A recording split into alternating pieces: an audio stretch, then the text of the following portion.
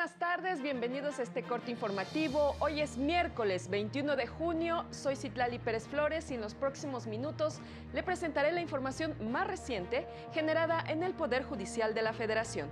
Saludo a mi compañera Nidia Díaz en la interpretación en lengua de señas mexicana. Comenzamos. Publican lista de 19 aspirantes para integrar terna para designar a una magistrada de la Sala Regional Especializada.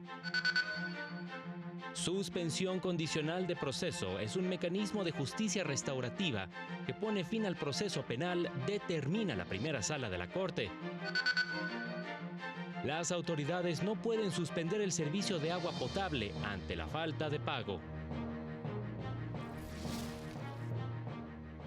Se publicó en el Diario Oficial la sentencia del Pleno en la acción de inconstitucionalidad 52/2021, en la que se declaró la invalidez del artículo 173, fracción 36 de la Ley de Fomento a la Ganadería del Estado de Zacatecas, en la porción verbal O, en donde se establecía como conducta infractora el agredir verbalmente a una autoridad oficial en el ejercicio de sus funciones. La Sala explicó que la norma era poco clara e imprecisa, además de resultar sobreinclusiva, violando los principios de seguridad jurídica y de legalidad, lo cual implica que las conductas infractoras y sus sanciones no resulten ambiguas, pues el alcance de lo que pueda constituir una agresión verbal tiene implicaciones culturales, sociales e incluso religiosos, sin que en ningún caso se pueda distinguir si existió la intención o no de ofender. La Suprema Corte también publicó en el Diario Oficial el acuerdo del Pleno con la lista de aspirantes que cumplieron con los requisitos para participar en el proceso de designación de una magistrada de la Sala Regional Especializada del Tribunal Electoral. 19 aspirantes cumplieron con los requisitos para participar en el proceso para integrar la terna que la Suprema Corte propondrá al Senado de la República para designar una magistrada de la Sala Regional Especializada que ocupará el cargo del 11 de septiembre de 2023 al 10 de septiembre de 2032.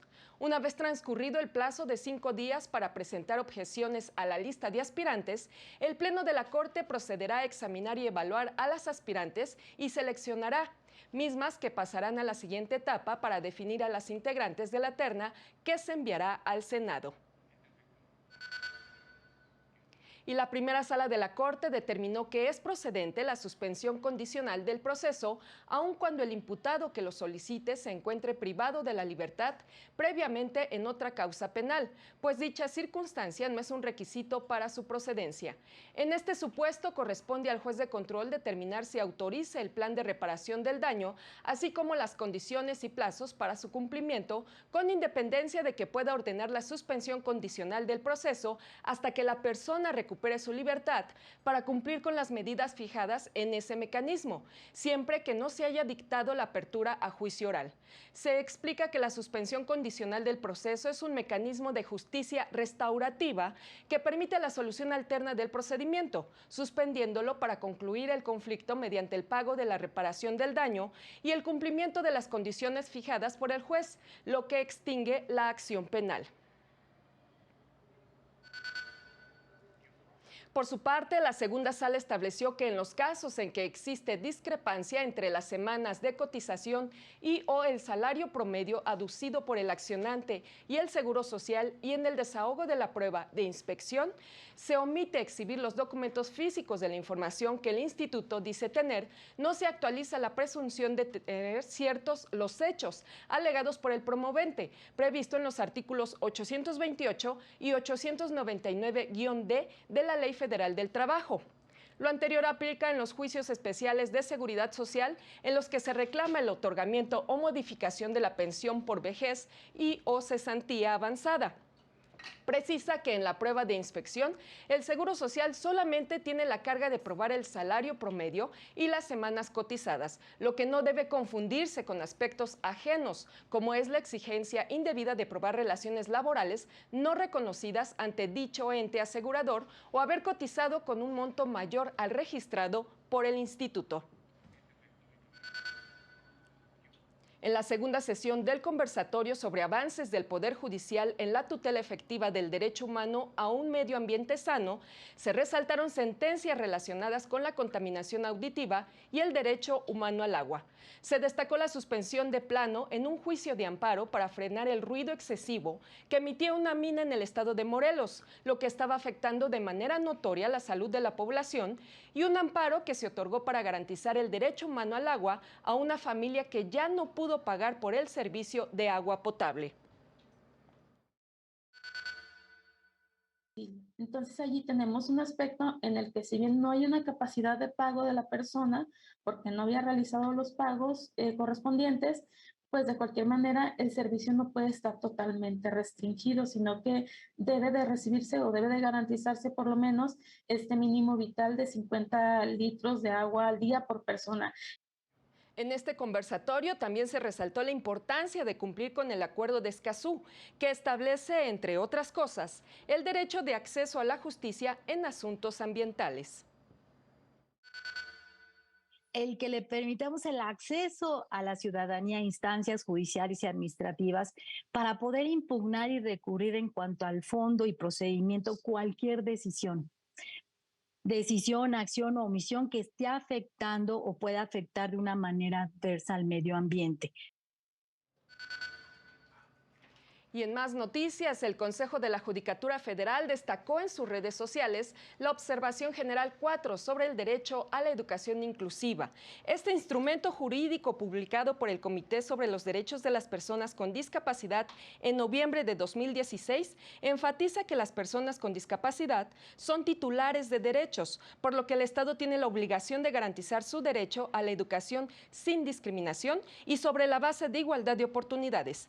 Para cumplir esta obligación, señala, los estados deben asegurar que el sistema de educación reconozca las necesidades de las personas con discapacidad y elimine las barreras que les impiden recibir una educación formal de calidad.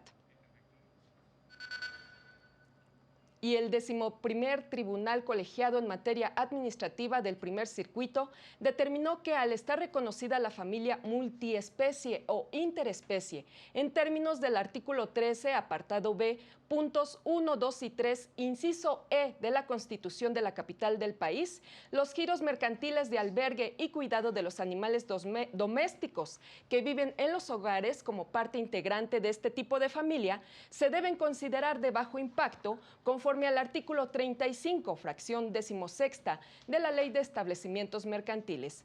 Lo anterior porque la Constitución de la capital del país reconoce a los animales como seres sintientes y por ese motivo deben recibir un trato digno y respetuoso. Además, toda persona tiene el deber ético y obligación jurídica de respetar la vida y la integridad de los animales. En consecuencia, los animales son sujetos de consideración moral y su tutela es responsabilidad común. Por ello, las autoridades están obligadas a fomentar una cultura de cuidado y tutela responsable y a realizar acciones para la atención de animales en abandono. Vamos a una pausa y continuamos con más. No se vayan.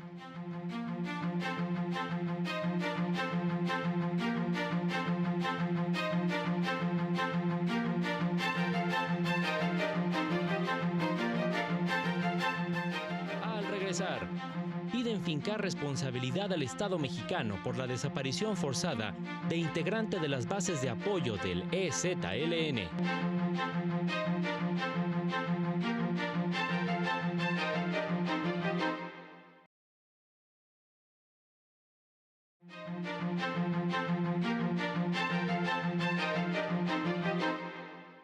Gracias por continuar con nosotros. Le tenemos más noticias. Con sus sentencias, el Tribunal Electoral del Poder Judicial de la Federación ha abonado en la protección de los derechos de las mujeres al identificar y sancionar conductas que constituyen violencia política en su contra, lo que incluye la creación de un registro de las personas sancionadas por estas conductas. El Tribunal Electoral ordenó implementar registros a nivel nacional y local de personas infractoras de violencia política contra las mujeres por razón de género.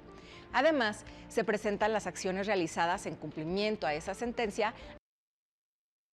Este y otros temas se abordaron en el libro Violencia política contra las mujeres por razón de género en la justicia electoral, coordinado por el magistrado electoral Felipe de la Mata Pizaña y que se presentará este 27 de junio en la Escuela Judicial Electoral.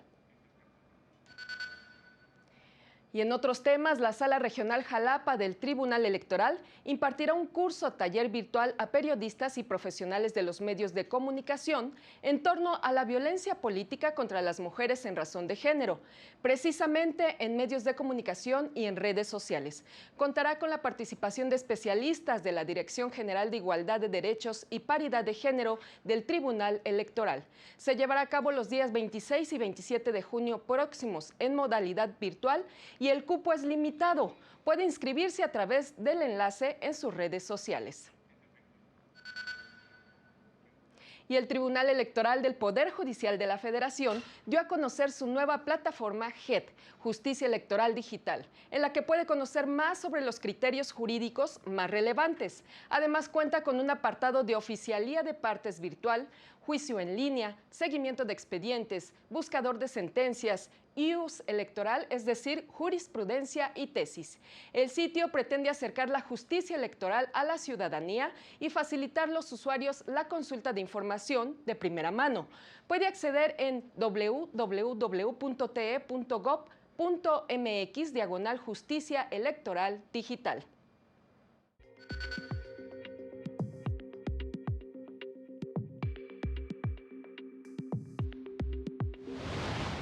El Consejo de la Judicatura Federal y el Poder Judicial de Guerrero llevaron a cabo la primera reunión técnica para la implementación de la firma electrónica en los procesos jurisdiccionales en la entidad, lo que permitirá eficientar los recursos y el tiempo de resolución.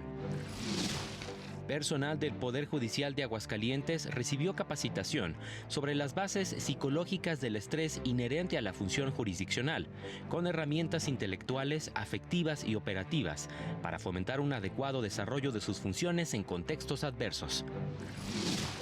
El Poder Judicial de la Ciudad de México y el Congreso Capitalino firmaron un convenio con el que servidoras y servidores públicos podrán realizar investigaciones con perspectiva jurídica y legislativa para la elaboración de iniciativas de leyes y decretos.